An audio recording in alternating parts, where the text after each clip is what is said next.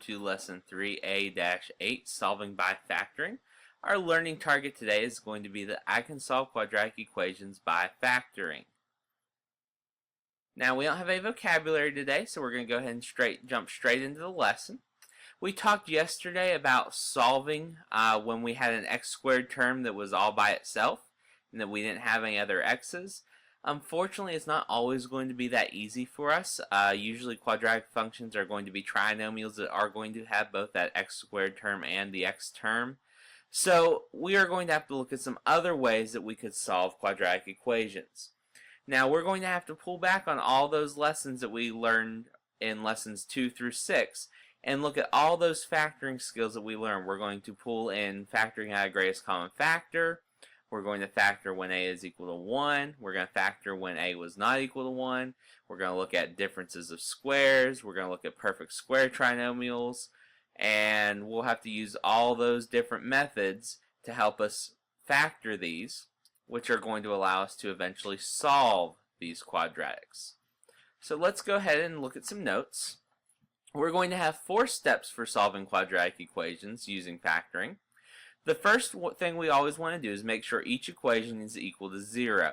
Sometimes you might have terms on both sides. You need to get all the terms onto one side and leave 0 on the other. The next thing we always want to do is check to see if there's a greatest common factor that can be factored out. And if so, we'll go ahead and factor that out, and then we will proceed from there.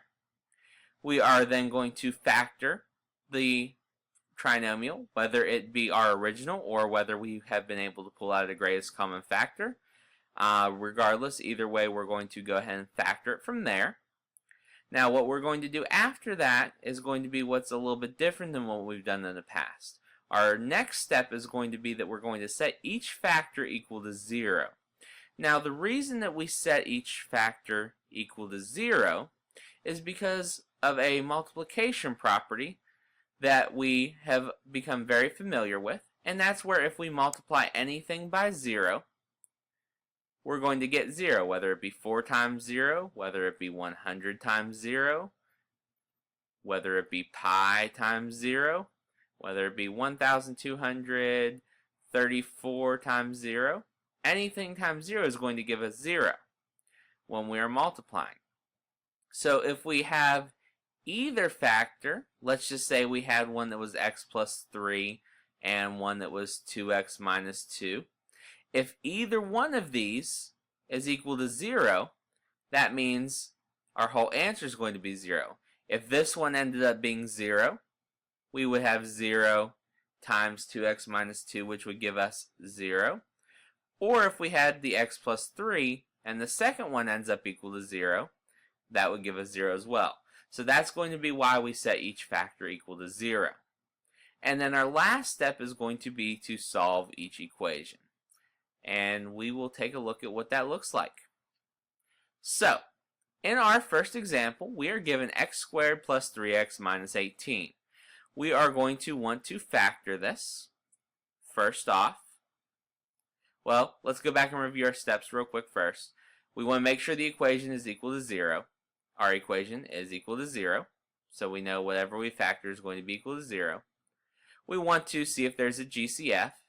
We have a 1, a 3, and an 18, so we aren't going to have a greatest common factor to worry about this time. Alright, so now we want to factor. So if we're making our little chart, we want factors of negative 18 with a sum of 3. So if we take a look at some of our factors, we know one's going to have to be negative and one's going to have to be positive because we have the negative 18 here. But we know we want our bigger number to be our positive so that we can have a positive sum. So let's just give some a try. Let's try 18 and negative 1.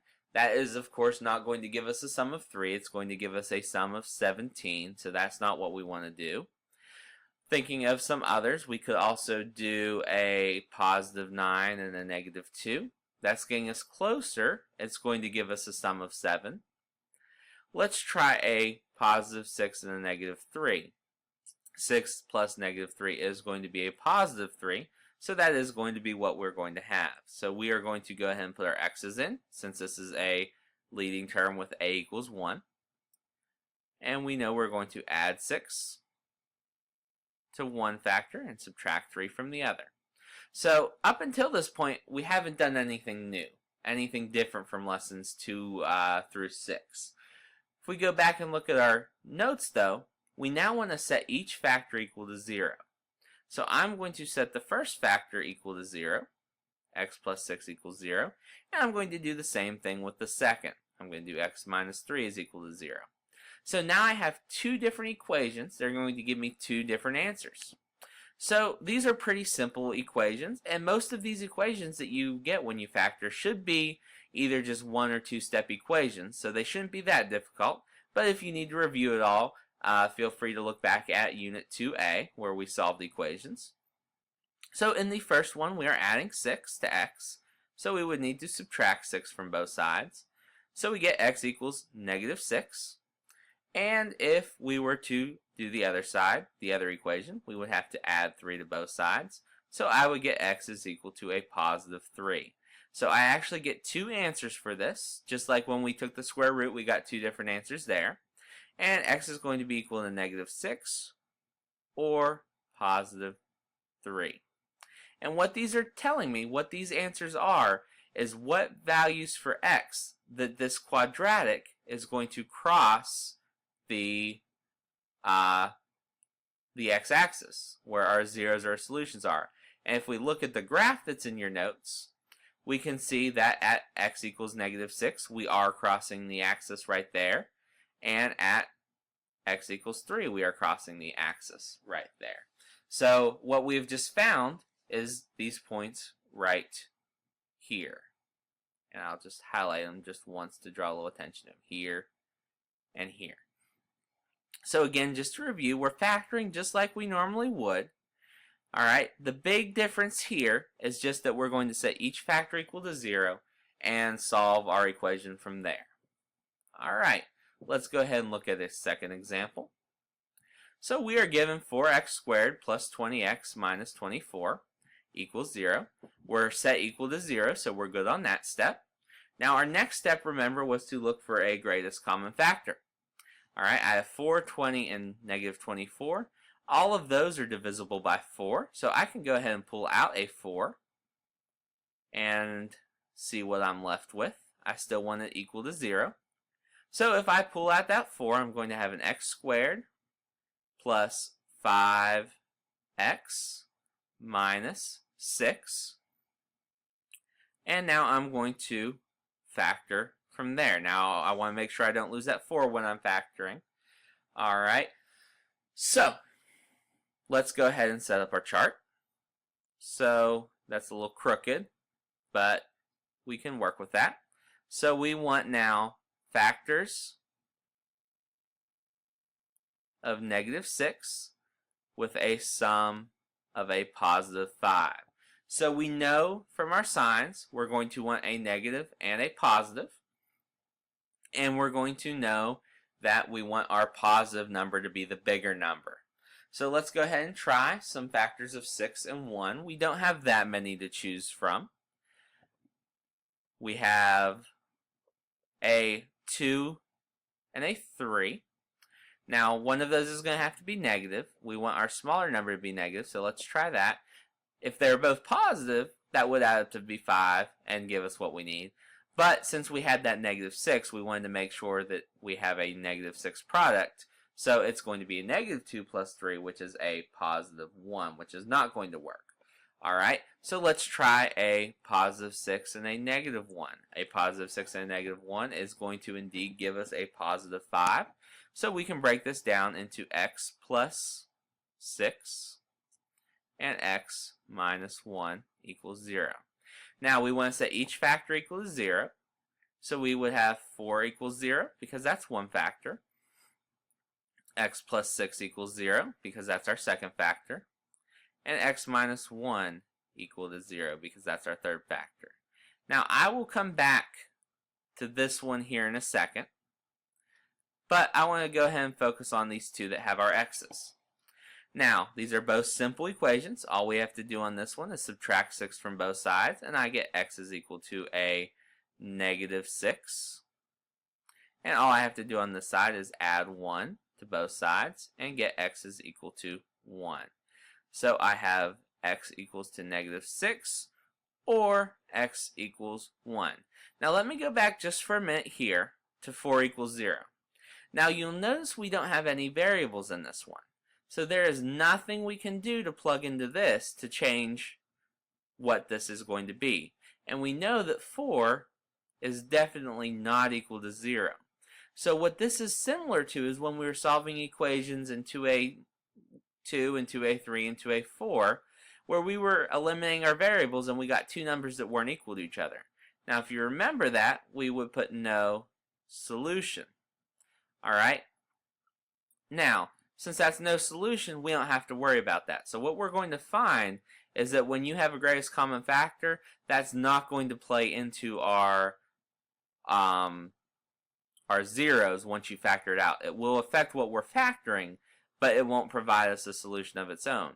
Because part of a quadratic is that it can only have two solutions at the most. It can have less than that, but we know it can't have more than two. So we know our final answer is going to be this right here. Alright, so in our next example, we are given 5x squared plus 10x equals 0. Again, we do have this already set to 0 for us, so we're good to go there. Now what we do want to go ahead and do is check for greatest common factor. In this case, not only can we pull out a 5 from our quadratic here, we can also pull out an x. So if we pull out a 5x, what that's going to leave us with is just the 1x on the inside plus 2 equals 0. Now if I look at what I have left, I actually have two pieces that have x's in them, but neither one of them can be factored. Alright, so we're actually going to be able to skip the factoring step here because by pulling out GCF, we got this into its complete factored form. So I'm still going to set each factor equal to 0. So I'm going to have 5x is equal to 0. I'm going to have x plus 2 equals 0. I have 5 times x, so I'm going to divide both sides by 5. So I'm going to get x equals 0. I'm going to subtract 2 from this equation on both sides and going to get x is equal to negative 2. So I have x is equal to negative 2 or 0. So that ended up being pretty simple once we factor out our greatest common factor here. In this case, since the greatest common factor did have a variable attached to it, it was a little bit more significant to us than when we just factored out a constant like in this problem. Alright, we have one more example. And that is 4x squared plus 12x plus 9 is equal to f of x. So, notice in this one we're given it in function notation. That's not going to be very different for us. The only thing that we're going to want to do is when we are going to rewrite this, we're going to rewrite the left side exactly the same, but we want this function to be equal to 0. That way that we can go about our factoring. So even though they're trying to trick us with a little bit of function notation that we haven't seen in a while, we want to go ahead and we know that we're looking for when this is equal to 0, so we're going to replace f of x with 0. So now we want to check for greatest common factor, and a 4, a 12, and a 9, we're not going to have that. But what I am seeing here before we go any further is I'm seeing some perfect squares here. So before I try and break this down and factor using guess and check and making my little table, I want to check to see if I can factor this as a perfect square trinomial. This is going to be broken down, and this will give me a 2x and a 2x. So my first term is definitely a perfect square. If I want to look at this, I have a positive and a positive, so I know both of these are going to be positive. But 9 can be broken down into 3 times 3. So right now I'm seeing that I have a potential perfect square trinomial. Both my first and last term are perfect squares. Now I do want to still check that second condition that we had, remember that we went over in 2A-6, and that is that this middle term, the 12x, has to be 2 times one of the factors from the first term, times one of the factors from the last term. So when I multiply this out, 2 times 2x is 4x, and 4x times 3 is 12x, which is our middle term. So we can see that this is actually going to be a perfect square trinomial. So that means when I break this down, both factors will be exactly the same. I'm going to put the factors of the first term first, the factors of the last term in the second position, and we already talked how these were both positive, so we are going to have that 2x plus 3 times 2x plus 3 is equal to 0. Now in the past we would go ahead and rewrite this as 2x plus 3 squared equals 0, and that would actually set us up where we could solve this using the square root method that we used in the last lesson. But what I'm going to go ahead and do is illustrate and show you how we're going to get the same solution with each part. I would set 2x plus 3 equal to 0, and I would also set 2x plus 3 equal to 0, both factors equal to 0.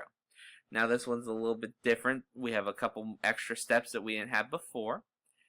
We have a two-step equation this time. We have to undo that addition first.